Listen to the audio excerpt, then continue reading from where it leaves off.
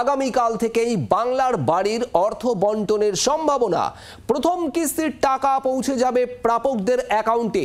31শে ডিসেম্বরের মধ্যে অ্যাকাউন্টে পৌঁছে যাবে প্রথম কিস্তির টাকা, এমনটাই কিন্তু এর আগেও জানিয়ে দেওয়া হয়েছিল রাজ্যের তরফে।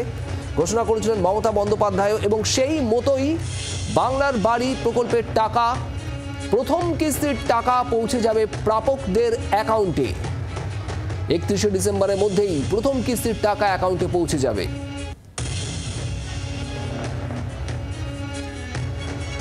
আবাস প্রকল্পে কেন্দ্রীয় সরকারের বঞ্চনা, বরাদ্দ আটকে রেখেছে কেন্দ্র, আর সেই কারণেই এই আবাস প্রকল্পে বহু উপভোক্তা তারা তাদের প্রাপ্য অর্থ পাচ্ছেন না। দীর্ঘদিন ধরে এই টাকার জন্য সওয়াল করেছিল শাসক দল, সরব হয়েছিল রাজ্য সরকারও, আর এরপরেই ঘোষণা করা হয় সেই টাকা মিটিয়ে দেবে রাজ্যই। প্রথম কিস্তির টাকা পৌঁছে যাবে ডিসেম্বরের মধ্যেই উপভোক্তাদের অ্যাকাউন্টে, আর সেই মতো আগামীকাল থেকেই বাংলার বাড়ির অর্থ বন্টনের সম্ভাবনা, এমনটাই খবর। শ্রেয়সী গঙ্গোপাধ্যায় আমাদের প্রতিনিধি রয়েছেন আমাদের সঙ্গে। শ্রেয়সী, কি জানা যাচ্ছে?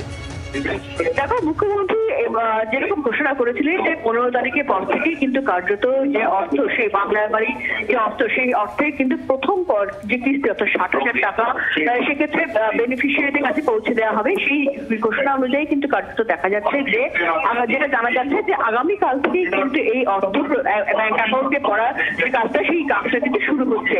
অর্থাৎ প্রায় 12 লক্ষ যারা বেনিফিশিয়ারি রয়েছেন, অর্থাৎ যারা পাবেন এই টাকা, তাদের অ্যাকাউন্টে কিন্তু ধাপে ধাপে এই টাকা পড়া শুরু করবে আগামীকাল থেকে, এবং 31শে ডিসেম্বরের মধ্যে কিন্তু প্রত্যেকের অ্যাকাউন্টে এই প্রথম ধাপে যে 60,000 টাকা, সেই 60,000 টাকা কিন্তু সেটা পড়বে, এমনটাই জানা যাচ্ছে। অর্থাৎ আগামীকাল থেকেই কিন্তু কার্যত বাংলার বাড়ির যে অর্থ বন্টন, সেই অর্থ বন্টন শুরু হতে চলেছে, এমন সম্ভাবনাই কিন্তু এই মুহূর্তে জানা যাচ্ছে।